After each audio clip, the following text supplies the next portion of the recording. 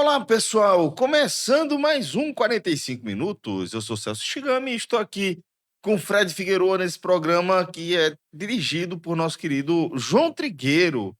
Hoje vamos falar, Fred, do último compromisso do ano do Brasil aí, já dentro dessa era Carlo Ancelotti, né? Nesse giro da data FIFA, o Brasil fez duas partidas na Europa contra seleções do continente africano. Enfrentou em casa, no Emirates Stadium, né? Lugar onde mandou tantas vezes jogos aí.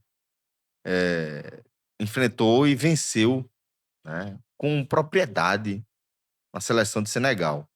E dessa vez, o desafio do Brasil era encarar uma seleção com um perfil diferente, uma seleção da África muçulmana, né? No caso, a Tunísia. O jogo aconteceu em Lille, na França, né? E aí, se o Brasil jogou em casa, entre aspas, né, contra o Senegal, e tinha muitos senegaleses também, mas em relação a conhecer bem ali o estádio, em Lille a situação foi bem diferente. O Brasil enfrentou uma atmosfera de time visitante, né? Com alta pressão. E enfrentou, do outro lado, dentro de campo, um adversário valente que teve a melhor campanha da África durante as eliminatórias. E é claro que a gente precisa fazer ressalvas, porque há grupos e há várias ponderações a serem feitas. Entretanto, essa é uma seleção que sai das eliminatórias invicta e sem levar gol. O que eu quero dizer aqui é que o Brasil de Ancelotti tinha uma pedreira pela frente, não era um jogo qualquer. A gente tem sempre batido aí, né, nesse aspecto, né? Desde a goleada contra a Coreia do Sul, o questionamento de nível, né, do adversário, depois veio o Japão. Então, dentro desse debate, Brasil de Ancelotti enfrenta a Tunísia, sai perdendo, né, com, assim, cenário de jogo, né, Sim. justiça no placar, sai perdendo e consegue reverter. E aí, Fred, diria que consegue reverter chamando atenção para esse personagem que tá gritando aí, principalmente na era Ancelotti, pedindo passagem, pedindo mais do que passagem, indicando até um protagonismo nessa seleção. Tô falando de Estevão, atacante do Chelsea, que é o artilheiro, né, da era Ancelotti com 5 gols, fez o quinto gol justamente contra a seleção da Tunísia, já havia marcado também contra Senegal. Então, Fred, fiz só essa breve exposição aqui inicial, mas vou deixar você fazer a sua leitura do jogo, né? O que é que a gente traz para aqui para a mesa depois desse empate em 1-1 entre Brasil e Tunísia? Vamos lá, Celso. Você levantou alguns pontos e eu vou iniciar meu comentário tentando passar um pouco por esses pontos, começando pelo adversário, pelo perfil do adversário, pela atmosfera do jogo.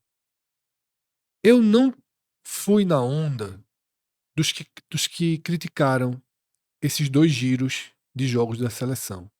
E já repeti isso algumas vezes nesses nossos programas. Para mim foi de bom tamanho, pegou duas seleções protagonistas da Ásia e duas seleções de bom nível dentro da África. Eu diria até que Senegal, nesse momento ali, na primeira prateleira do futebol africano, que Sim. tem Marrocos como principal seleção, mas a própria Tunísia também já vem tendo uma sequência de idas para a Copa do Mundo, tá? De maturação.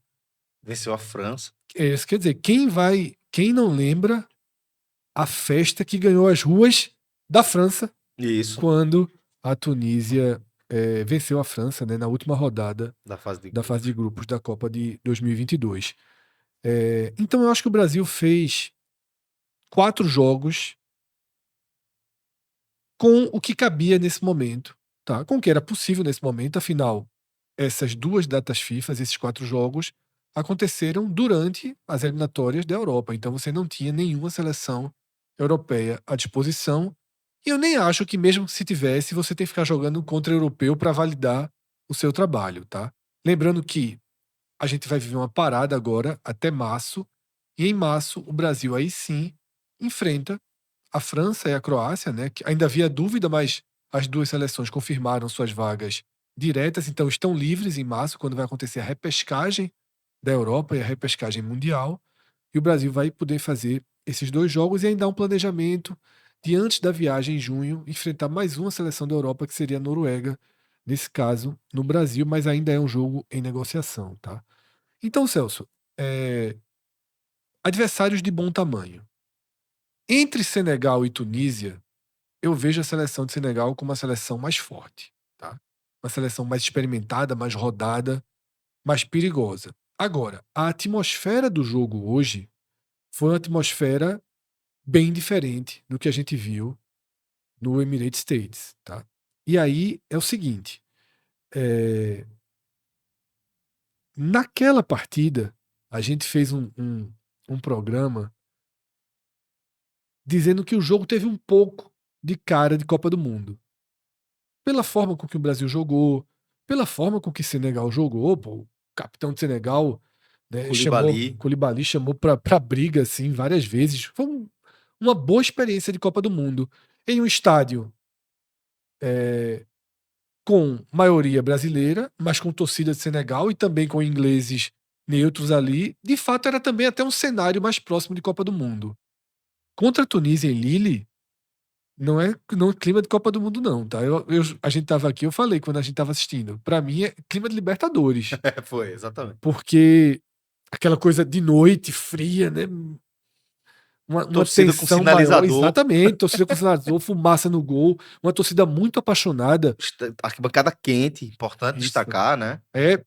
Não em temperatura, porque tava 4 Isso. graus, mas impressão. Pulsante, pulsante. Remete a Libertadores, Uhum. tá? E quem fez a conexão com o Mundial de Clubes, o clube da Tunísia, o Esperance, chamou Massivamente, atenção né? dentro do Mundial de Clubes pela forma como os tunisianos foram e a forma apaixonada com que torce. Então você remete a isso dentro da França, que é um país que recebeu, historicamente, centenas de milhares, não sei se a gente poderia falar até em milhões, não sei. Não tenho informações da dimensão, mas veja só, são muitos tunisianos e filhos de tunisianos e netos de tunisianos que vivem na França. O estádio foi tomado e o clima era de Libertadores. E aí eu começo a falar do jogo, Celso, porque essa atmosfera interferiu no jogo. Interferiu, sobretudo, no primeiro tempo, em dois recortes. O recorte da Tunísia até abrir o placar, onde claramente eram dois times jogando dois jogos. A Tunísia jogava um jogo e o Brasil jogava outro. Isso. O Brasil ali, joguinho de amistoso, muito, muito cauteloso, jogando de forma burocrática, inclusive. O Brasil tinha jogado no sábado, né? Volta a jogar na terça. O intervalo ficou muito pequeno. A maioria dos times jogaram quinta e terça, né? Quem fez amistosos. O Brasil acabou tendo uma variação aí de datas. E a Tunísia, meu amigo, jogando Boca Juniors na La Bombonera, né? Assim, pra cima, lutando, qualquer lateral E era comemorava. claro, era muito claro, como ali naquele momento do jogo que você está descrevendo, a Tunísia tinha esse volume, uma intensidade muito maior. E olha que a gente nem gosta muito de ficar falando de Sim, sim, intensidade, sim, mas né? muito maior. Mas era Ali era claro, era claro. duas seleções jogando dois jogos. Uhum, Cada uma jogava o seu. isso. E nesse recorte do jogo, que é o primeiro recorte da partida, a Tunísia abre o placar, tá? O Wesley, muito mal na lateral direita, tá? Muito. Muito mal. Colapsou, inclusive, comprometeu qualquer ideia aí Era para ter sido de uma expulso. convocação, né? Poderia ter sido expulso no lance que sai o gol, né? Da Tunísia. Ponto. Primeira parte do jogo. Aí a gente vai para a segunda parte do jogo, que acabou o domínio, não chegou a ser um domínio, mas acabou o volume maior da Tunísia. Isso, Esse volume não volta mais, exato. tá? O Brasil, a partir daí, gradativamente, vai tomando as ações e vai também sentindo o espírito do jogo. Aos poucos você começa a ver o Brasil também Entrando. entrando no jogo, tá? Também até motivado. Diz assim, "Meu irmão, eu não vou perder esse jogo aqui também não", Uhum. tá? Mas o estádio seguia absolutamente pulsante, então cada corte da Tunísia era uma vibração, cada bola roubada era uma vibração, assim. Tava muito difícil. E o placar, junto com o perfil da seleção, junto com a atmosfera, acabou transformando o jogo num ótimo teste para a seleção brasileira. Exatamente, esse é meu ponto. É. Talvez se o Brasil tivesse feito o primeiro gol, tivesse vencido por 2-0, como venceu contra o Senegal, a gente nem teria absorvido tanto a atmosfera, o clima, mas o roteiro acabou criando um considerável desafio técnico para a seleção brasileira, tá? E a gente não pode dizer que ela foi aprovada nesse desafio técnico de tensão, de ambiente que gerou, mas também não foi reprovada. Eu acho que o Brasil ficou ali no meio termo, porque conseguiu ter o volume, conseguiu, como eu falei, gradativamente assumir o controle do jogo e gradativamente mudar o perfil do estádio. De ser uma torcida pulsante para cima, continuava pulsante, mas comemorando os cortes, né, comemorando o chutão para cima. Uhum. Rapidamente, protagonista e coadjuvante se realinharam. Tá? E aí o Brasil foi criando chances, criando chances. E aí tem duas características da forma de jogar da Tunísia que merecem ser citadas aqui, porque foram determinantes para a sustentação do resultado. Uma marcação Muito bem muito encaixada, bem né? encaixada, tá? Posicionada bem atrás, cada vez mais atrás, mas muito bem encaixada. Muito volumosa, muita gente marcando o tempo todo. O jogador do Brasil com 2, com 3 o tempo todo, muito física a marcação. E quando o Brasil se livrava da marcação, era uma sede para defender assim. O último corte. Eu assisti o jogo na GE TV, você assistiu também? No segundo tempo a gente viu junto, né, aqui. Isso.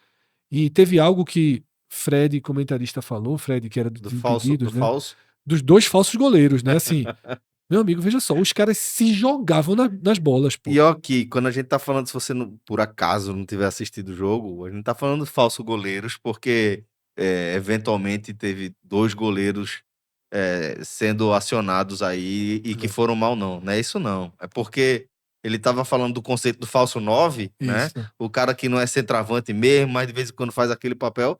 E aí tá dando esse Dos conceito zagueiros, do né? zagueiro, né? É. Que os caras se jogavam na bola E, não, e assim, assim, ele citou dois, mas na verdade era. Se era o lateral esquerdo, ele se jogava, se era o volante, o se jogava. volante, isso. A gente viu umas 2, 3 bolas assim que, tipo, clareou pra uma finalização do Brasil, o atacante batia no espaço vazio e aparecia um cara se jogando na bola. É. Né, com a cabeça, com o que fosse, com o joelho, com bunda, com o peito. E tinha gente em cima da linha. Então, assim, é muita vontade, né, Celso, de construir, de defender a vitória. E aí, quando vou fazer só uma ponte pro final do jogo, mas só porque a gente tá falando disso, e na reta final do jogo, segurando o empate como se valesse ponto, né? É.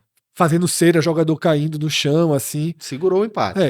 Como se valesse ponto. Mas é diferente o futebol aos olhos de quem tá assistindo, né? Completamente histórico para a Tunísia você ter um empate contra a seleção brasileira. Para todo mundo que saiu de casa, que foi para aquele estádio em Lille, você sair sem a derrota é algo bem relevante, tá? Então, Celso, em comparação com o Senegal, o quarteto ofensivo do Brasil foi tão bem quanto da outra vez? Não. Não. O Brasil não mudou as suas 6 principais peças de construção de jogada. Isso. Os 2 Casemiro, volantes Bruno e e o o quarteto. quarteto. O Brasil não mudou. E eu diria que funcionou. De novo, o sexteto, Uhum. tá? Funcionou. Mas 1 ou 2, tá? Patamares abaixo do jogo contra o Eu acho que, Senegal. sobretudo, pela leitura equivocada ali do início do jogo, sabe? Sim, perdeu muito tempo ali, É, complicou o jogo, mudou a defesa, mas exato. faltou inspiração. Faltou no começo concentração e transpiração, mas quando a concentração veio, quando a transpiração veio, faltou inspiração. Você não vê Faltou. Vinícius Júnior ganhando uma bola. Isso. Tá? Não ganha de ninguém dentro da área, não dá um drible, finaliza errado, não dá uma assistência. Tá? Então a partida, por exemplo, hoje foi ruim de Vinícius Júnior. A partida de Matheus Cunha, que foi tão bem no jogo passado, foi ok. É, De Rodrigo, foi ok. Só quem manteve o nível, Estevão. isso. Tá? Os próprios volantes ali, homens de meio de campo, que na seleção não são nem exatamente volantes, também foram, né, tiveram atuações mais contidas. Nada demais. Porque, para mim, tudo isso foi suficiente para o Brasil ser melhor do que a Tunísia. Tá? E foi um jogo de 60 minutos. Repito o que eu falei no programa passado. Com 15 minutos veio aquele É, catatal de quando se mudança, né? analisa amistosos, a gente não pode tratar como se a gente estivesse analisando um jogo de eliminatória ou um jogo de Copa do Mundo. Tá? Eu sei que algumas pessoas fazem isso. Criticam, inclusive, possivelmente, quem faz isso vai ter um tom muito mais crítico sobre o desempenho do Brasil nesse jogo com a Tunísia, como foi na derrota para o Japão. Eu nunca desconsidero o contexto, que é um amistoso. E que Se, há mudanças, né? e que há mudanças, e que há Testes. menor concentração. Porque, veja só, o Brasil teve volume ofensivo para empatar o jogo, mas não teve urgência para empatar o jogo. Numa Copa do Mundo, meu amigo, o Brasil, se levasse esse gol, ia elevar a entrega física para um nível de sufoco, de pressão avassalador. Quer ver Tá? outra coisa, Fred, que é muito emblemática aí dessa questão de como a gente é preciso analisar o contexto e as subjetividades das mudanças. Por exemplo, para esse jogo, um amistoso da seleção, foram convocados jogadores que atuam em todo o mundo, inclusive no futebol brasileiro. Sim. Futebol brasileiro, e aí vamos pensar, pô, você vai convocar quem? Normalmente quem tá bem tá nos times que estão nas cabeças. Então tinha jogador do Flamengo, tinha jogador 2 do Flamengo e 1 do do Palmeiras. Palmeiras, e isso é normal, tá? O Palmeiras e o Flamengo chegaram a esse status, eles construíram esse patamar.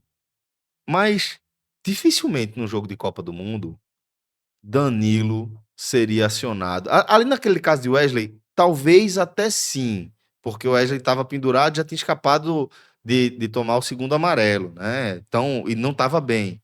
Mas provavelmente a mudança seria para colocar Militão ali, Sim. né? E você Trazia outro fechar, zagueiro. fechar com outro zagueiro, né? Então, dificilmente Danilo, se fosse convocado, teria uma chance nesse jogo. Ou o próprio Vitor Roque. Sim. Dificilmente ele teria uma chance. Agora, pô, você tira 2 jogadores dos principais clubes do Brasil, né? É, você tira jogadores dos 2 principais clubes do Brasil, eventualmente você tem que justificar até essa convocação. Você tem que até, ó, velho, tô observando aqui os caras, Sim, sim. né? E é exatamente isso, Celso. É tudo isso que entra em jogo e não cabe aqui fazer uma análise de que o Brasil não foi capaz de vencer a Tunísia.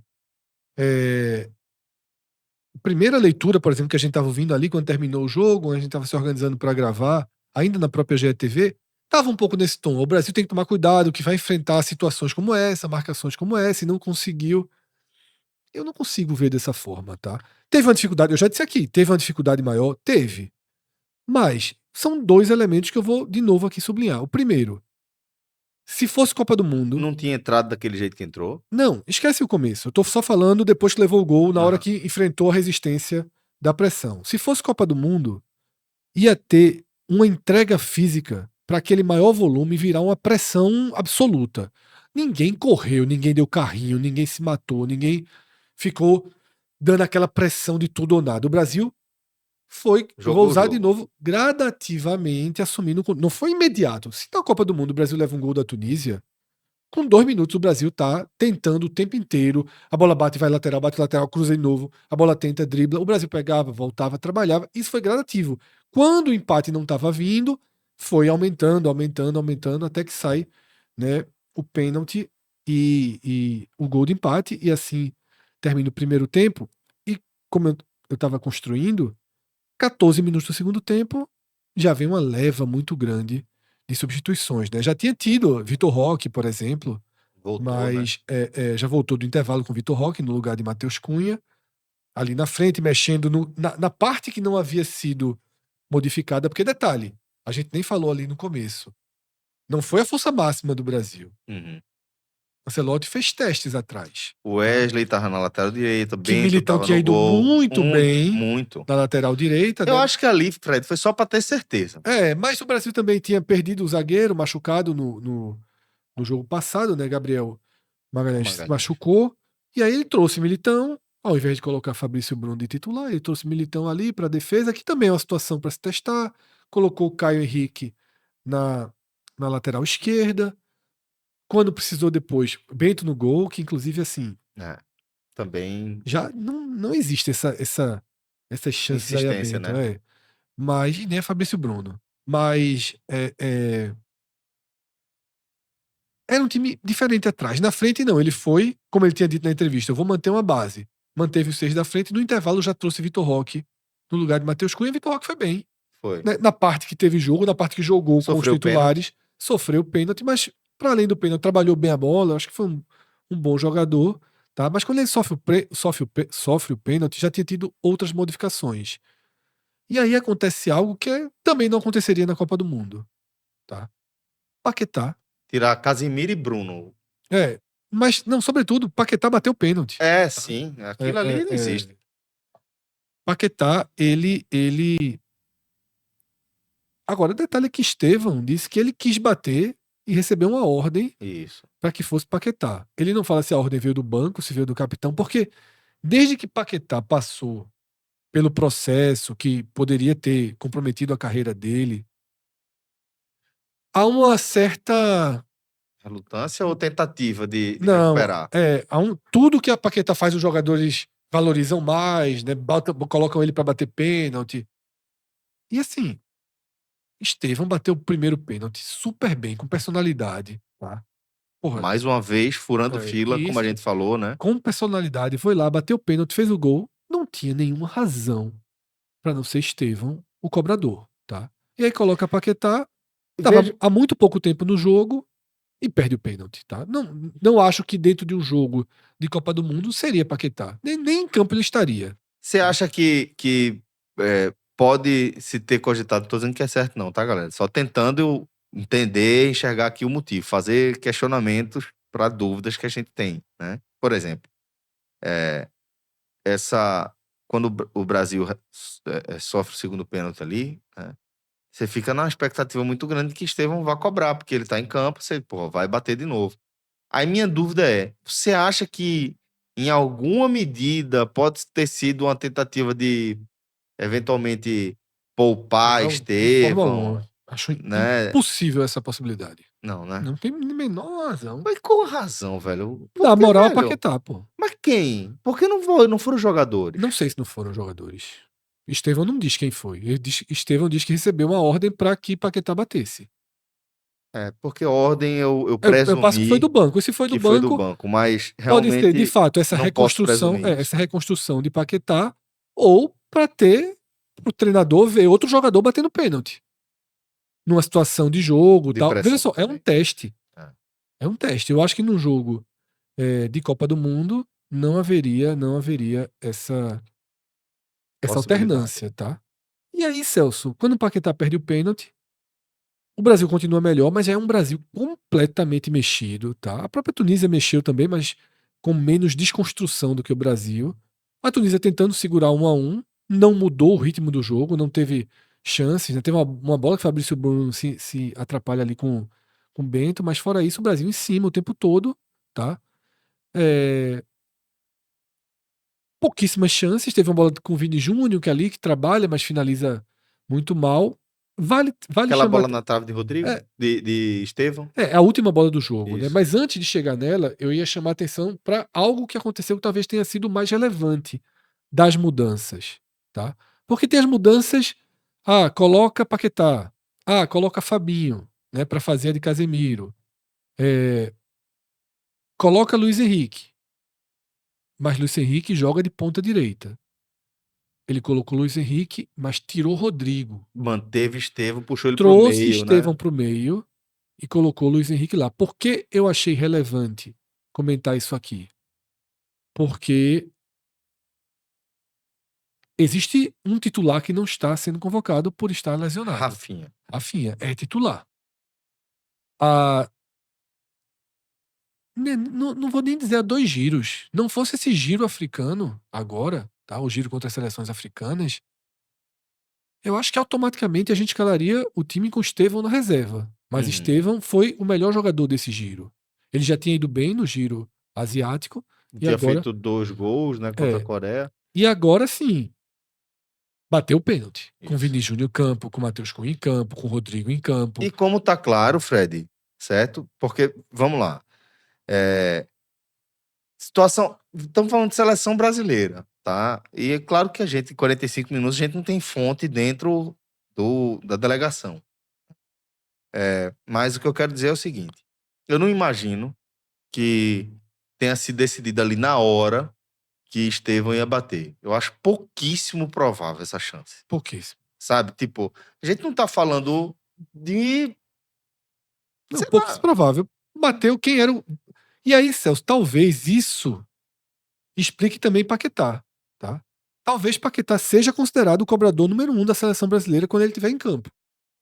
Estevão tem batido porque ele batia na ausência de Paquetá. Talvez seja isso, né? Talvez. talvez. Talvez já tivesse tudo como você está dizendo, uma ordem É pré-definida porque eu e foi não mantida. consigo enxergar uma seleção brasileira entrando em campo, mesmo num amistoso, sem uma ordem definida de Possivelmente cobrador de era pênalti, Estevão, sabe? possivelmente era Paquetá. A gente tá É. aqui levantando questões, mas com Paquetá em campo, até hoje pelo menos, Uhum. acho que depois do pênalti perdido isso pode mudar, porque Estevão realmente é muito seguro batendo pênalti, tá? Já era no Palmeiras e segue muito seguro na seleção. Então é isso, Celso. Estevão vir pro meio e Rodrigo sair, pra mim sublinha um ponto. A volta de Rafinha, Deve ser no lugar de Rodrigo. o jogador pra mim que na lista não vai ser nem Vini Júnior nem o centroavante, Isso. tá? Nem Matheus Cunha. Pra mim quem corre mais risco é Rodrigo e não Estevão, tá? Aí Porque Rafinha também Rodrigo pode deve cair estar. pelo meio ou pela direita, tá? Então Isso. assim, Rafinha se encaixa numa troca com Estevão, Uhum. tá? E eu espero que em março o Ancelotti possa ter, tá? Rafinha de volta, porque também não vamos agora achar que Rafinha não é titular. Rafinha talvez seja hoje o jogador brasileiro de maior ascensão no mundo. Em maior Maior nível. nível. Maior nível. Reconhecido pelo mundo, é o melhor jogador brasileiro em atividade. Melhor ranqueado, pronto. É o Veja só. brasileiro melhor ranqueado. Vini Júnior tem mais peso? Tem. Foi o melhor do mundo passado. Isso. Mas esse ano nem cogitado. Uhum. Tá? Nem cogitado. Rafinha também não cogitado para ser o melhor do mundo, mas tá ali na lista, tá entendendo? Integra A primeira a prateleira primeira prateleira. E dos. só ele. Sim. E sim. só ele, tá? Até porque essa primeira prateleira basicamente só considera meias e atacantes. É difícil o cara, pra ser um zagueiro, um volante, tá numa lista dessa, o cara tem que ser Muito fora da curva. muito, muito especial. E alguns aparecem, mas os muito fora da curva. Então, Celso, no final das contas é isso. Acho que foi um teste bom, tá? Nota 6, ali no geral, nota 6 pro Brasil, 5, 6. Não pro teste, né? Pro teste ótimo. Uhum. Teste ótimo, mas o grande problema disso tudo é que a era Ancelotti serão 10 jogos até a Copa do Mundo, estão tentando criar esse 11º. Aliás, antes da Copa mesmo, lá nos Estados Unidos deve ter mais 1 ou até 2 joguinhos, mas antes da lista final, 10 jogos. E aí é muito pouco, porque ao mesmo tempo que você tem que rodar, você tem que manter. E, Dá- por exemplo, contra dá o Japão, eu acho que ele minutagem. errou. Eu falei isso aqui, eu não teria rodado tanto como ele rodou entre Coreia e Japão. Hoje rodou muito menos, achei mais aceitável. Mas você vê que já interfere, né? Porque uma coisa é rodar um time que vem de 4 anos de trabalho. Aí você poderia fazer um amistoso com um time e outro com os reservas para dar mais teste, tá? Mas com 8 jogos, tá? Hoje foi o 8º jogo da Era Ancelotti, 4 de eliminatórias, 4 amistosos e vão ter só mais 2 jogos. Que eu imagino que a lista de março já seja muito próximo da lista final, tá? Não vejo Endrick com chance de agora no futebol francês ganhar uma oportunidade, é muito difícil. Citar o caso de Juba, né, jogador do Nordeste, Pois jogador é. do Bahia. Esse foi convocado Foi convocado e não teve nenhum minuto, né? quando as 2 vezes que foi perguntado a Ancelotti quando da convocação e no jogo passado, prévia para esse jogo, os maiores elogios para Juba e não deu um minuto a Juba, Ah, tá? Ou seja, vai me surpreender muito se em março do ano que vem Juba for convocado para os jogos da Europa, tá? Para os jogos da Europa, porque Douglas Santos foi o que melhor performou. jogou, não estava machucado, não veio para essa convocação. Uma pena, né, velho? É. Uma pena, assim, enorme. Alexandro jogou o primeiro jogo, Caio Henrique jogou o segundo, tá? Caio Henrique é extremamente burocrático. Muito, pô. Então, pra mim, assim. A nota mais alta dele, assim, o teto dele é nota 7. A sensação E é essa. eu acho que pra chegar nesse set não chega nunca. É teto. É. Então, assim, muito sem graça o jogador, muito sem graça. E o Brasil possivelmente vai pra Copa sem ter dado um teste ao lateral esquerdo mais agressivo do futebol brasileiro, É, com maior capacidade de fazer um gol, isso. tá? Sem dúvida. Né? Sem dúvida. Nenhuma dúvida. Eu jogo o lateral esquerdo, tipo, se hoje fosse Copa do Mundo, era pro segundo tempo sai Caio Henrique e entra Juba. Juba, né?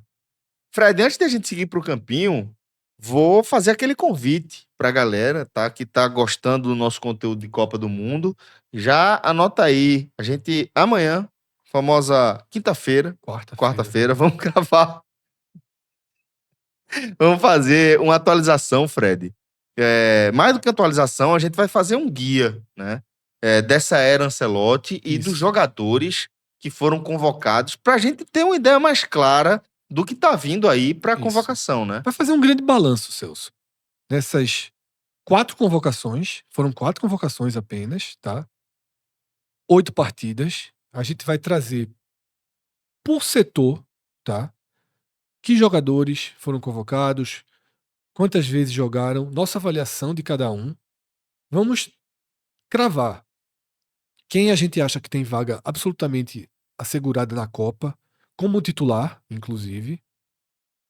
E podemos também, a cada avaliação de setor, debater se alguém que ficou de fora das 4 convocações ainda teria uma chance de, em março, aparecer na lista. É Tá? o correndo por fora do correndo por fora, né? Com exceção de Neymar, que é uma sombra, tá? Que nunca correu por fora, fica ali orbitando, né? É um nome que toda vez fica sendo lembrado, que fica no, No no entorno mesmo. entorno mesmo das convocações. A gente pode pensar se existe alguém ali que merece, tá? Um teste. Onde o Brasil está muito frágil, as próprias laterais, tá? As próprias laterais, muito em aberto. Tá? Muito em aberto. As duas questões ali das duas laterais. Então, é um programa que a gente vai fazer uma produção bem legal, tá? E que fecha essa primeira temporada, meia temporada de Ancelotti, tá? E repito, não é que ele tem mais meia, porque você não tem tantas data FIFA ano que vem. Ele tem mais uma data FIFA, tá? Ele tem mais uma convocação para a Copa do Mundo. Foi muito curto, tá? Foi muito curto. A sensação de que o Brasil desperdiçou um ciclo inteiro É muito claro. é muito clara. É Né? O muito clara. Brasil foi corrigir esse rumo aí no final. No entanto, quando o Ancelotti chegou, eu lembro que a gente fez um programa mostrando que das vezes em que foi campeão do mundo, costuma ser assim, né? Filipão, em 2002, ele entrou no último ano, tá? Exato. Então, Só a diferença, a gente até lembrou, foi quantidade de jogos, quantidade né? de jogos, que era outro cenário. Era Conseguiu jogar outro muito mundo, né? mais. Outro futebol, As né? eliminatórias muito mais, era mais concentrada, tá? Nessa temporada, então você tinha mais jogos, tudo. Foram bem mais jogos. Eu não lembro aqui de cabeça. A gente pode até relembrar no programa que a gente vai trazer amanhã. Mas, enfim, não é a primeira vez que o Brasil vive isso e talvez só o Brasil seja capaz. Ancelotti vai ter 8 joguinhos na Copa do Mundo. Pode anotar. 8 joguinhos vai ter. 8 jogos é a nova conta, né? É, nova conta. Pro campeão ou pra disputa do terceiro. Não, tem 8 jogos. 8 jogos. Pô, essa maltratou. Pô. Lembrei logo da Holanda. Aí perdeu. Nem Não é disputou, né? isso. Engolido. É. Fez 10 gols, não foi? Não é? Em 2 jogos. Tem até um debate pra gente pensar no atual momento da seleção brasileira, do futebol brasileiro. Se acontecesse uma disputa de terceiro lugar, seria pra levar mais a sério tentar. Eu acho que é É impossível, impossível, né? impossível, porque impossível falar, porque dependeria muito, muito, E muito como foi a de semi, né? como foi a semi. Assim como em 94, né? Porque se Justamente. tivesse sido uma derrota normal na semi, talvez o Brasil, dentro de casa, Isso, tivesse uma mobilização para ganhar um jogo e para ser isso. bronze na Copa do Mundo, né? Que é Exatamente. uma posição muito honrosa, né? Pô, Não para claro um que é. gigante, Isso. mas aí um gigante que tá tão Nesse afastado, né? jejum, né? Desde 2002, longe das finais, né? Então, é, Pois é, fez 94, fez 98, fez 2002 2002 e e né, assinou nunca mais. aí Desde então, quartas de quartas final, com exceção da Copa do Mundo no na Brasil. semi, para aquela Isso. Uma tragédia, era melhor ter caído nas quartas. muito melhor. Sem dúvida, Fred. Sem dúvida mesmo. Se bem que a Colômbia ia falar pra sempre. Não, mas deixa quieto, É. Fred. 7-1, você não tira Tira nunca. nunca, tira nunca, Você tira nunca. elimina. Aí, quando Tem que teve, fazer não, tem que você fazer não. elimina a Colômbia numa Copa América, É, acabou. Sabe? Eliminou a Colômbia numa Copa América, acabou é. a falação. Anda difícil fazer isso, mas. A Alemanha é Não, tira difícil. nunca, pô, tira nunca. Mas vamos lá. Vamos agora pro nosso campinho, tá feito o convite, certo? Possivelmente, quando você estiver assistindo esse conteúdo, já deve estar disponível aí para você, então já fique ligado aí. Tem uma boa chance. Muita gente assiste rápido, viu, Celso? Então, se tiver. Lá, não vai ser no início da manhã da quarta-feira, então. Não acredito nessas palavras de Celso, não. É falso. Ó, Fred, vamos começar falando de Bento. Bento entrou no lugar de Ederson, né? E assim, Fred, pra mim tá muito claro que tá abaixo no clube, tá abaixo, o teto de clube é muito baixo de onde ele tá jogando, né? E contra a seleção da Tunísia, mais uma vez, não acho que ele teve culpa no gol, aquele contra-ataque vertical, né? De cartilha mesmo. Mas não me passa segurança nenhuma. Nenhuma. Celso, não é uma posição que o Brasil vai bem para a Copa. Tá? Não é uma posição que o Brasil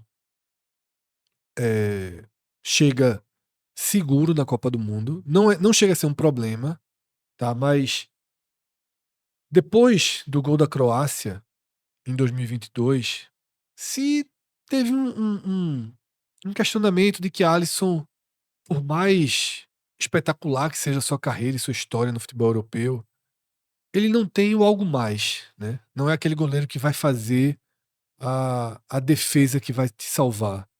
No entanto, isso é uma avaliação muito passional. Tá? E avaliações passionais fazem parte, é muito passional. Alisson tem todo o perfil técnico de ser um goleiro titular de uma seleção de peso na Copa do Mundo. Ele continua sendo tratado como um dos grandes goleiros do mundo, né? Exatamente. Então o Brasil tem um grande goleiro, tá? Friamente falando, e repito, nem sempre as análises frias são as corretas, tá? Às vezes o passional faz sentido. Alisson, pra mim, é um dos grandes goleiros do mundo e é titular. E aí o Brasil tá ok, tem o titular. Mas pra mim o Brasil não tem o reserva. Fred, eu tava pra te perguntar isso e eu deixei pra perguntar no ar, pra o debate ficar mais real mesmo. Na tua opinião, quem é o maior pegador de pênalti do Brasil na atualidade? O goleiro Hugo. brasileiro, Hugo. Hugo é o maior É. pegador de pênalti da Eu falei atualidade. isso no Twitter e algumas pessoas me questionaram Fábio e Cássio. Era isso que eu ia perguntar. Cássio, você não acha Eu que acho que é Hugo. hoje o Eu acho que é Hugo. ultrapassou? Acho que é Hugo. Se fosse Cássio, era o caso de levar Cássio. Era o Fábio, no caso, Era, né? tá? A lógica é a mesma, A né? lógica é a mesma, tá? Você tem que levar o melhor pegador de pênalti que você tem à sua disposição. Essa é um dos pontos que eu ia construir, Celso. A gente viu no Sub-17. Uhum. A Copa do Mundo Sub-17 tá acontecendo, tá? Ela é até um experimento para a Copa do Mundo, que é a primeira Copa com 48 seleções. Então, Então, é muito, muito importante. pra gente ver pontuação, Muito, essas muito coisas, importante. A gente não tem referências. de Por isso que é pontuação, importante. mas para outra coisa, cada vez mais consolidado, Celso. A gente viu eliminatórias na África, Uhum. tá? A decisão de pênalti do último jogo, República do Congo e Nigéria, dois especialistas em pênalti. Meu amigo, tava um inferno fazer um gol, sabe? Pressiona demais quem vai cobrar. Tava um inferno fazer o gol. E na Copa do Mundo Sub-17, o goleiro da seleção brasileira é um monstro. Da base do Santos, né? É um monstro. Pegou João 2. Pedro. Pegou, veja só. Em 2 jogos, 6. Impressionante. Em 2 jogos, Impressionante. 6 pênaltis. Um monstro defendendo pênalti. Um monstro. Tá? Pegou 3 pênaltis contra o Paraguai. Hoje, Um no tempo um no normal. tempo normal e 2 na prorrogação. Na disputa por pênalti, tá? O Brasil tem 2 classificações por pênalti. Veja a diferença que um menino como esse faz. Eu até, na minha tuitada foi por aí, o cara falou, então por que não leva logo ele? Não, calma. Ele tá enfrentando outros sub-17, né? Calma. Mas assim, é um exímio pegador de pênalti. Se fosse um sub-20, Celso, eu poderia dizer, considera-se, mas é sub-17, calma, tá? O Hugo, pra mim, hoje, é o grande pegador de pênalti do futebol brasileiro, tá? É um grande, assusta, é um grande pegador de pênalti. Fábio e Cássio têm a favor A experiência, a né? experiência, né? Eu ia usar outro nome, mas vamos ficar com a experiência, tá? Mas são muito É. calejados. Não, eu ia usar outro nome que é mais do futebol. Eles, porra, são vencedores. São. Então, assim, pode ser que o Hugo, numa decisão dessa, sinta de alguma forma, tá? Uhum. Mesmo nos pênaltis, é uma coisa de uma leitura mais simples. Aí muita gente questionou. Ancelotti jamais tiraria Alisson no final de uma prorrogação para colocar Veja. Veja só, se não fizer, Deveria, né? tá em desacordo Deveria. com o futebol do planeta. Deveria. Alisson, por exemplo, a gente viu ele no. Não é Ele é um. historicamente Ele é um nota 6 na na cobrança, disputa de pênalti. Tá? O Brasil, na disputa. o Isso. futebol hoje é feito de especialistas. Não só se você tem um goleiro pegador de pênalti, ele entra no final da prorrogação, como se você tem um cobrador de pênalti, você coloca ele em campo. Tá? E se você tem um dentro de campo, você se esforça para não tirá-lo. É, Tá? Porque é muito valioso, pô. muito. É uma peça muito valiosa. Bento, pra mim, não se encaixa nem como um defensor de pênalti pra ir como especialista e jamais, jamais como goleiro reserva dessa seleção, tá? Então, Ancelotti tem aí que ter uma frieza. Foi muito convocado, foi muito utilizado, mas não existe, tá? Tá mal no futebol árabe, tá? Cristiano Ronaldo puto com ele.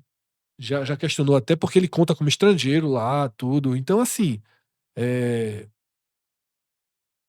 para mim hoje no jogo foi inseguro, tá? Foi inseguro mais uma vez, péssimo em 2 saídas com os pés, tá? Saindo errado. O gol não tem culpa no gol, mas também não foi a maior finalização do mundo não, tá?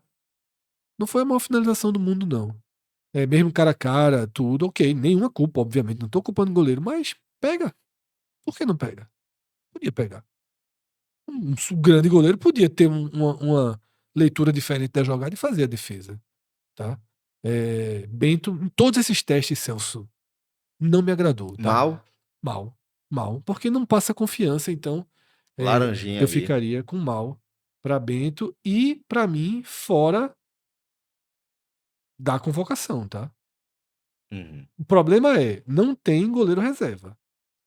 É mais fácil ter o especialista do que o reserva. Porque o Ederson, né? Vai Hugo acabar sendo Ederson. foi mal contra o Japão. Se o Hugo fosse bem contra o Japão, você podia até pensar o Hugo e ainda um Fábio, que muita gente tem falado Fábio para terceira. Fábio foi bem no Mundial, né? Foi bem pelo Fluminense no Mundial de clubes. Eu gosto da ideia de Fábio também. Eu tô falando Hugo, mas se fosse Fábio, eu gostaria da ideia. É esse perfil que o Brasil precisa, tá? Uhum. Seja Hugo, seja Fábio. Mas eu não iria com Hugo e Fábio, Certo. tá? Eu acho que o reserva vai acabar sendo Ederson mesmo. Eu também acho que vai acabar sendo o Ederson. A Tá? tendência é essa. Não tá mais na primeira prateleira, não é mais goleiro do Manchester City, hoje é goleiro, joga no futebol turco, mas joga num grande time do futebol turco, Fenerbahçe. tá? Então, assim, eu acho que é o que tem. E outra coisa, a tendência é que ele jogue muito mais. Termine essa temporada jogando, comece a próxima temporada jogando, já que ele não vinha mais jogando no City, né? Então, eu acho que é melhor ir com o Edson como. Fez uma boa defesa contra Eu o preferia ele. Senegal. Hoje, pra mim, seria ele. Tá? Pra mim também.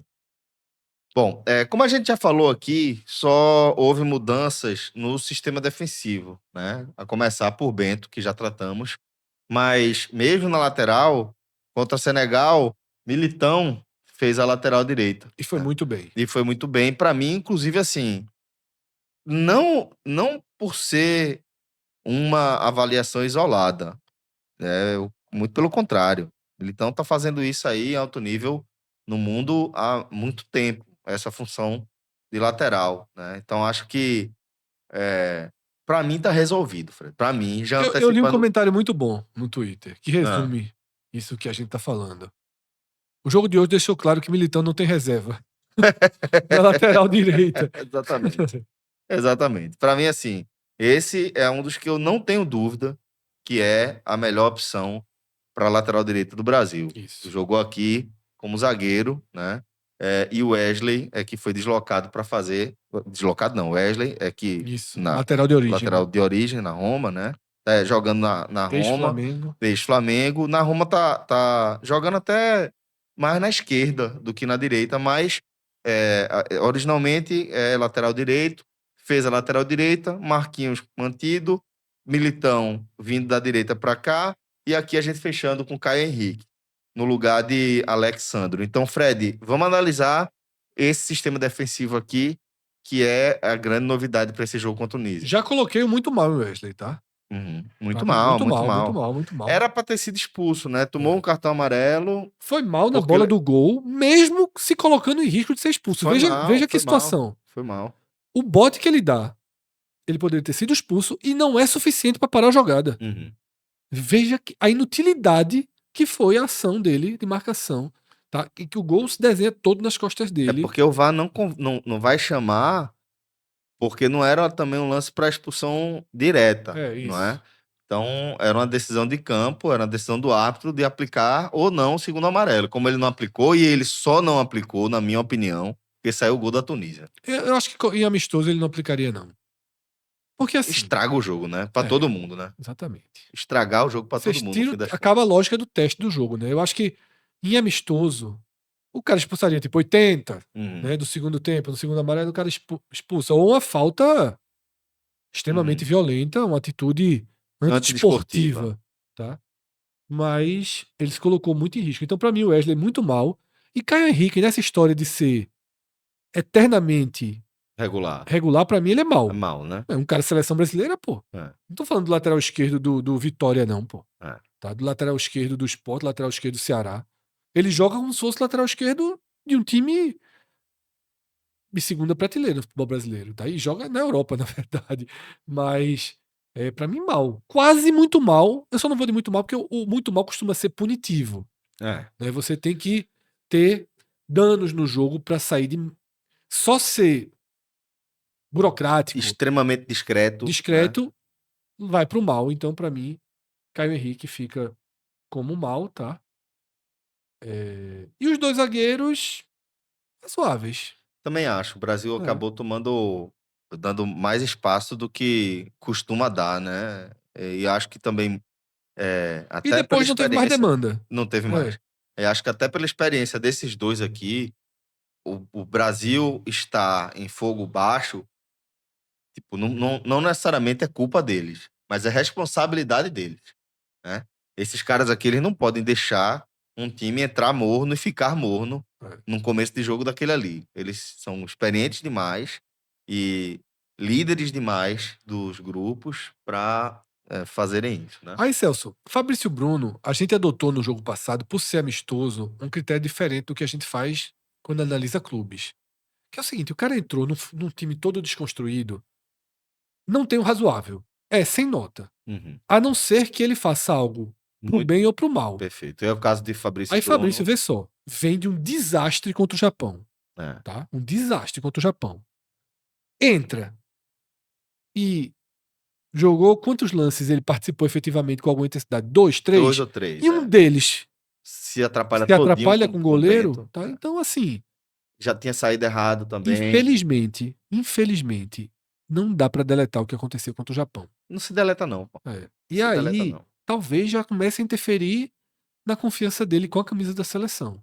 Tá? Então é um jogador que pra mim está se ficando inviável na seleção brasileira, tá? Ah, Fred, você tá sendo muito punitivo. Foi um lance, amigo, Copa do Mundo é Um um lance. lance. Não são Exatamente. 38 rodadas, não. Não. Copa do Mundo tem que jogador que não pode errar um lance. Veja, né, como Fred foi marcado na Copa Sim, passada, numa sim. bola que pra mim o erro foi muito maior de Pedro, Que lançou ele, né, lá E na como ponta. todo mundo é marcado por uma bola, pô. Todo mundo é marcado por uma bola, assim é a Copa do Mundo. Roberto Carlos foi marcado Por uma esquivada. Não, uma por uma, baixada de meia. pra ajeitar o meião, É, né? uma ajeitada de Ele meião. dá um miguezinho, Henry, ele ajeita o meião, Henry passa por ele ele ali. ele é condenado. Se ele não fosse campeão do mundo 4 anos depois, né? é, ele ficaria marcado, né? É, Por aquilo. É muito pesado a Copa do Mundo. Muito muito, pesado, tá? muito, Muito muito. pesado. E aí, a gente aqui avalia padrão seleção, padrão Copa do Então, Mundo. Fabrício Bruno mal, né? Bom, aí, Fred, só lembrando, né? Como o Fred pontuou, né, via de regra, a gente costuma adotar o não tem nota como padrão ali para os substitutos. Porque Mas, desintegra o time. exatamente, é É diferente da injusto, substituição de jogo normal, que jogo normal o cara entra com uma função muito clara. muito claro, Aqui exato. desintegra o time. Tá? Aí tem uma exceção. Vitor Roque merece ser analisado, jogou 45 minutos com o Isso, time integrado. isso. Os outros fazem parte da Danilo desintegração do também. time. Danilo também. E Danilo é o mesmo caso de Caio Henrique. Danilo também. Danilo também, Celso. Já coloca um mal para ele. Mesmo caso que Caio...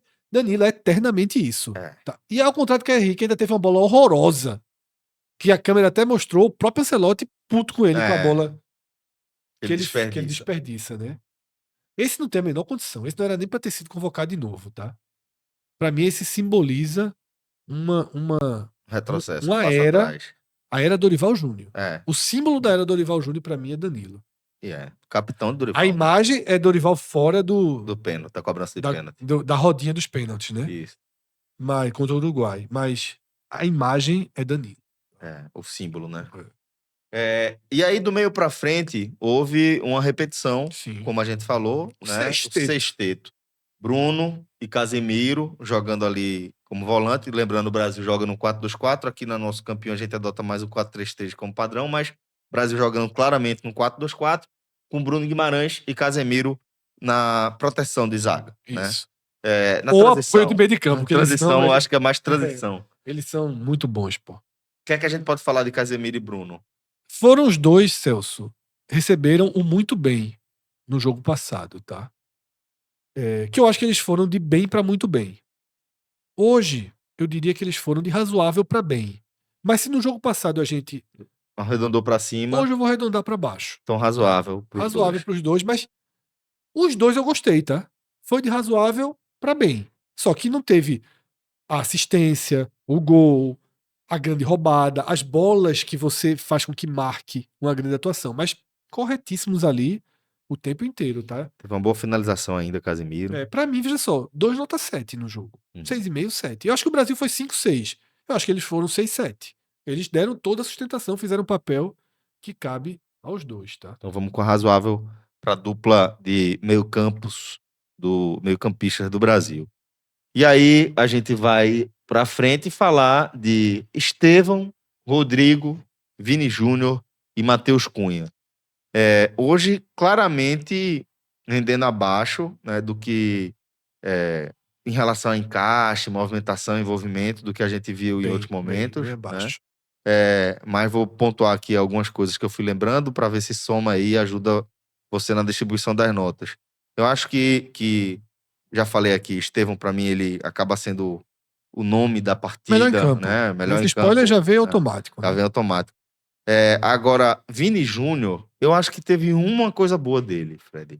Eu acho que teve um momento em que, pronto, eu diria que a reação do Brasil, o acordar para o jogo do Brasil, passa muito por Vini Júnior chamar o jogo para si, sabe? De ele chamar a responsabilidade. Eu acho que ele está se vendo nesse lugar de ser, de precisar ser um líder técnico, de precisar chamar um pouco mais a responsabilidade para ele. Então, vi ele voltando mais para receber bola, vi ele mais partindo para cima. Era uma coisa meio inócua, né? Realmente muito inócua. Essas são as observações gerais que eu queria fazer e queria saber o que é que você achou do nosso quarteto. No jogo passado, Celso, contra Senegal, a gente considerou que todos foram bem ou muito bem, né? Rodrigo e Vini Júnior ficaram com bem, Matheus Cunha e Estevão com muito bem. Hoje, para mim, é mais misturado, tá? A gente não tem 2 blocos, como a Uhum. gente teve da outra vez, tá?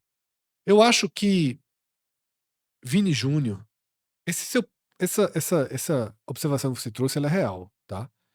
E foi até bom, porque eu não iria trazer Ponderação. essa ponderação, ia ser mais crítico, porque, assim, não dá assistência, e não é nem porque na assistência não saiu gol, não deixou ninguém na cara do gol, né? Não gan ele teve algumas bolas no mano a mano, né, pra dar um corte e bater, driblar e bater, e não sai nada, tá? Não saiu drible, não saiu batida, não saiu nada, parou na marcação, tá? Foi. Achei uma partida pobre de Vinícius Júnior, tá pobre mesmo, pouco inspirado. Vontade teve, mas achei um nível de inspiração, eh muito limitado, tá? Ficou até o fim do jogo, não teria, se fosse um jogo de Copa do Mundo, por exemplo, eu acho que era um dia de substituí-lo, tá? Eh, Enquanto Estevão ganha protagonismo, Vini Júnior perde protagonismo. E se ele não digerir isso como algo negativo, pode ser ótimo para o Brasil. Que ele tire um pouco também Do peso. do peso e que seja um bom ponta, que é o que o Brasil precisa, que é o que ele é no Real Um Madrid. ótimo ponta. O melhor do mundo, Isso, talvez, isso. tá? Pode ser um dos foi escolhido dessa forma. Ele foi escolhido o melhor do mundo pelo que ele fez como ponta, Como ponta. tá? E, obviamente, um ponta que cai pelo meio, como o próprio Ancelotti fazia ele jogar no Real Madrid, e como tá tentando reconstruir aquele Real Madrid na seleção brasileira, tá? E acho que tá de forma correta, mas hoje minha avaliação, não sei se a sua iria para razoável, a minha é A mal. minha, a minha é mal. É mal também, porque eu acho que ele peca nesses momentos mais decisivos. Eu só acho importante que ele tenha enxergado essa Sim, responsabilidade, sim, sabe? Acho sim. importante que ele tenha enxergado essa responsabilidade e acho que o Brasil deu uma acordada de certa forma, porque tem um cara como ele recebendo bola, partindo para cima, faz com que você se mexa, né? É. Então acho que seria a única ponderação que eu faria positiva aí em relação a Vini Júnior. E Rodrigo, para mim, teve uma assertividade maior do que a de Vinícius Júnior, mas uma postura menos intensa no jogo, tá? Fica mais ou menos então com a mesma Para mim, nota. fica com a mesma avaliação por caminhos diferentes. Eu acho que ele conseguiu, enquanto ali no meio trabalhou bem a bola, mas também não foi protagonista. Também não decidiu, também não apareceu. E achei mais desligado do jogo. E Rodrigo, para mim, tem isso. Isso me preocupa em Rodrigo, tá?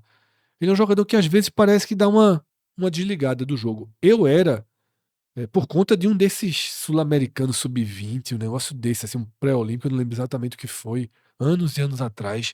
Eu peguei um abuso de Rodrigo enorme e venho fazendo terapia pra, pra, pra deixar isso pra trás, porque no Real Madrid ele se mostrou um cara decisivo, interessante, importante nas mãos do Ancelotti. E na seleção brasileira eu acho que ele pode ser um jogador importante, tá? Eu convocaria Rodrigo, Pô, né? que Porque eu cheguei a ficar. Demorou tanto o Ancelotti começar a convocar ele que eu fiquei na dúvida se ele viria, né? Ele não foi convocado para os jogos das eliminatórias, foi convocado para os amistosos. E para mim ele passou nos testes dos amistosos. Mas hoje eu deixaria mal também, mal, tá? né? Porque assim, o Brasil teve volume, o Brasil chegou até ali. O Brasil finalizou pouquíssimo da barra. Então, assim, todos esses homens de frente, eles têm que baixar um, um pouco além a avaliação individual. O coletivo, enquanto coletivo, também não funcionou. Então, eu acho que fica como mal para Rodrigo. Matheus Cunha, o que é que você achou? Razoável. Aí eu já acho que foi razoável.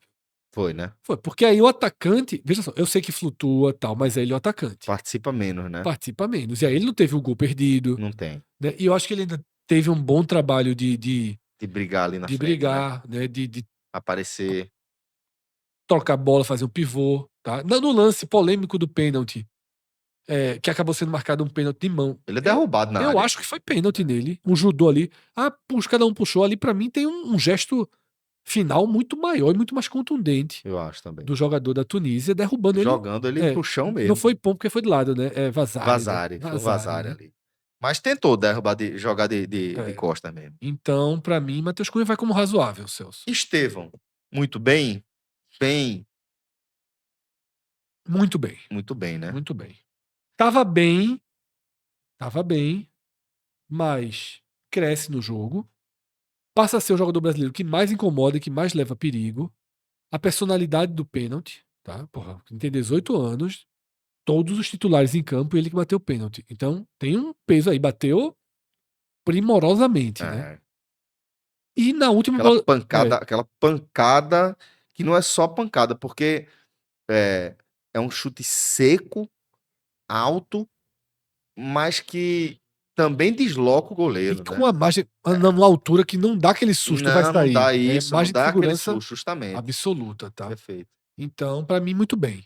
Fiquei pensando, viu, Celso, ao longo do programa, mas eu vou muito bem, porque no final, sozinho, quase arruma o gol da vitória, né? Isso, Consegue uma bola isso. na trave. Então eu vou com muito bem. Jogadaça. Tem uma simbologia aí, tem uma representatividade nisso daí.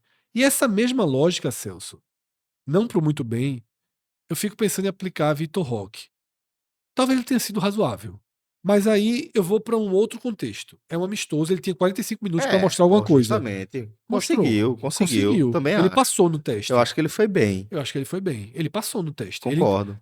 primeiro, se encaixou rapidamente com o quarteto, com o trio, né, formando o quarteto. Tocou bola, trabalhou, tentou, sofre o pênalti e foi pênalti. Tá? Eu acho que ele trabalhou bem. Se tivesse sido o Matheus Cunha fazendo tudo que ele fez, talvez até assim. Porque o que eu quero dizer é que eu não acho que ele foi muito melhor que o Matheus Cunha.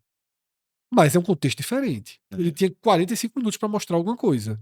Velho, E só de ter mostrou. sofrido pênalti, pra É, mim, já já, dá um. já dá um É que diferencial. o Matheus Cunha pode ter sofrido também, o árbitro não tem. É verdade, é verdade. Você tá certo. Pode ter, né? Pode Fred, ter. eu Não acho que tem a gente vai clareza não. acabar só não dando nota pra um nome. Mas vamos ver, certo? Vamos ver. Por que eu tô falando isso? Porque eu acho que Paquetá, ele perde o pênalti, então ele E vai. também não fez E nada. não fez nada. É. Então acho que ele já precisa ser avaliado, Mal. né? Então vai ser mal. Mal. E Fabinho, eu acho que ele também foi mal. Então eu acho que a gente vai avaliar todo mundo. Porque tu vai avaliar Luiz Porque Luiz Henrique Henrique. não fez nada. Pois é. Minha, Nada, minha nada, preocupação é nada, tipo, nada, se, nada. porque o que eu quero dizer é, Fabinho, ele teve momentos que ele estava brigando ali, que ele estava tentando ocupar espaço, e eu acho que ele foi mal nessa função. Luiz Henrique, eu acho que ele também foi acionado algumas vezes, às vezes Mal, caiu pelo mal, mal, meio. mal, Mal. mal. Então avaliamos Veja todo só, mundo, tá vendo? ele entrou no lugar de Estevão. Assim, não substituiu o Estevão, mas Na jogou na função ponta, de é. Estevão. O quão abaixo de Estevão ele foi? Muito. Muito, pô. Ele foi pior que Vini Júnior. Foi. Aliás, de todo mundo que jogou na frente hoje, o pior foi Luiz Henrique. Ah, não foi muito tempo, não foi. Mas é o que ele E tem. já foi com o time Tá? mais desconfigurado. Se é pra ter uma avaliação, pra mim ele é mal. Não dá pra, não, realmente ninguém passou. Fabinho, que você colocou como mal, é o que eu cogitaria passar, Sem deixar nota. passar como sem nota. Tá? Mas ele faz uma falta perigosíssima na entrada da área, né? Também tem essa falta, não tava nem lembrado dela. É, né? Mas assim, não tinha muito o que fazer ali, não. Mas o ideal era não fazer, né? Um Uma passo, falta ali, né? um passo perigosa até de ser pênalti, né? Isso. Então, Celso, Carlo Ancelotti, razoável. Tá razoável. Basta ver, né? É, razoável. Nenhum erro, nada. Podia ter colocado o menino Juba pra jogar, tá? Podia. Distribuiu igualitariamente ali jogadores do Flamengo e do Palmeiras, todo mundo jogou um tempo, pelo menos, né? Hoje cada um jogou um tempo, Danilo e Vitor Roque, e no jogo passado acho que Alexandre jogou. O jogo inteiro. Não, Caio Henrique entra em algum momento. Entra, né? Porque tem uma composição ali de defesa que ajusta, né? Quando o Gabriel se Vou resgatar machuca, aqui. né? Quando o Gabriel Magalhães se machuca, Celso, há uma composição dessa, né? O Wesley tem uma composição, mas Caio Henrique ele entrou no jogo passado. Tá? Então, não lembro se entrou com o Alexandre Campos, teve algum ajuste. Ele Mas, entrou no lugar de Vinícius Júnior. sim, mas Alexandre. Entrou no lugar de Alexandre. Entrou no lugar de Alexandre. Entrou no lugar de Alexandre. É, Já nos finalmente mesmo. Né? veja, poderia ter colocado o Juba. Tá? E aqui eu não tô sendo regionalista, não. Tá? Porque Juba Ele até, tem um ele perfil tem um diferente. perfil diferente. É. E Ancelotti não deu chance para que esse perfil diferente fosse testado na seleção Eu brasileira. queria uma seleção brasileira, assim, do jeito que tá hoje, certo? Sem nenhum lateral esquerdo falando, ei, sou eu, dono sou eu. Hoje eu convocaria o Brasil com Douglas Santos e com o Juba. Pra mim seriam os laterais. Por quê? Eu tô falando do Juba mesmo sem ver. Justamente pelo perfil. Porque ele faz um pouco do que Douglas Santos faz, da pegada que Douglas Santos dá pro Brasil, e que é a parte que Ancelotti gosta, dele chegar bem lá na frente, de fazer bem o facão, de fazer Sim, bem a sim, sim, triangulação. sim. E, pô, eu tô falando de Juba também, né? De chegar lá bem lá na frente, de Veja, fazer bem o facão, fazer bem a diagonal, chutar, ter uma boa finalização, uma boa assistência, qualidade na bola parada. Eu acho que, pô, entre Alexandro, Caio Henriques, etc., eu prefiro é. esses Como dois. eu prefiro o PH do Vasco, Também prefiro. na lateral Também direita, prefiro. tá? Se é pra levar E um, vestiu bem a camisa da seleção, tá? vestiu, Vestiu bem a vestiu, camisa. Então, vestiu. assim, eu acho que foi um erro de Ancelotti. Levou Juba, tá? Fez elogios públicos a Juba, só que agora, Celso, eu acho que Juba não vai jogar. Que é uma pena. Eu acho que, veja Você só. acha que ele não vai chamar ele pro Giro da Não, Europa? acho que não. É Eu acho uma que não. pena, pô. Porque, É veja uma só, pena. vamos lá, não chama mais Caio Henrique, ok. Mas vai chamar Douglas Santos e Alexandre. Vai, Alexandre vai. Vai ser muito difícil que não seja isso, tá? E eu ainda acho que poderia testar zagueiro. Porque Alex, que é o outro zagueiro, né? Tá Que bem. Alexandre também joga, pode jogar ali pela lateral esquerda. E Militão é melhor da direita. Então, vamos ver aí o que é que acontece nesses meses, tá?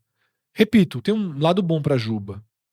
Série A começa no iníciozinho no final de janeiro, ou seja, 26, né?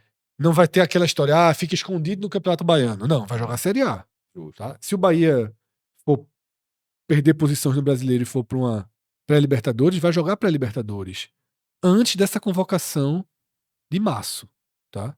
Porque, obviamente, se ele não for chamado também para o Giro da Europa, é demais imaginar que ele vai ser chamado para a Copa do Mundo. Aí. E eu não tenho a menor ideia se Ancelotti, quando fez os elogios, fez elogios sinceros ou elogios Pra justificar, com o né? microfone na frente, tá? É. Ou elogios assim, que podem também ser as duas coisas, sinceros, mas ele é muito bom, ele é maravilhoso, ótima experiência, mas no meu time ele não joga. Aí é difícil, né? É. É difícil. O filho dele vai pedir Juba no Botafogo. Gostei muito do meu filho, eu vou pedir pra Testa tentar tirar ele do Bahia. Grupo City. Vai.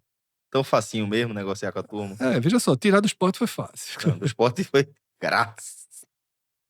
Mas é diferente, jovem.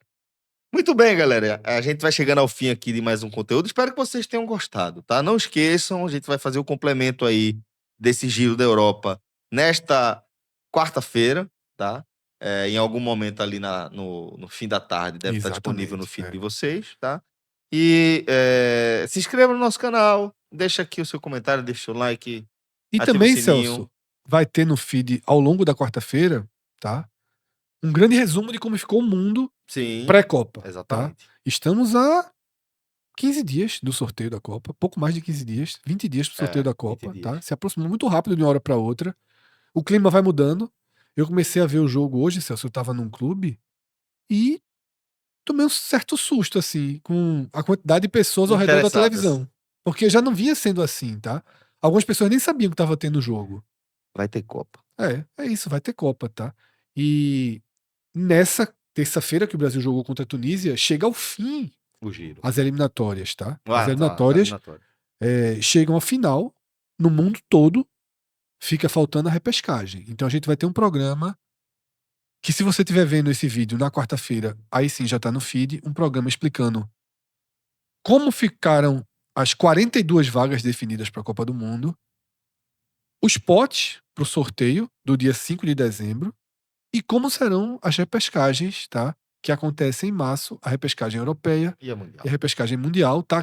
Que vai ter um sorteio, e a gente faz um vídeo também na quinta-feira com esse sorteio. Importantíssimo esse sorteio, assim. Veja o vídeo do raio-x das eliminatórias para você entender a importância do sorteio na quinta-feira, tá? Para seleções europeias, com Itália, com Dinamarca, com Turquia, tá?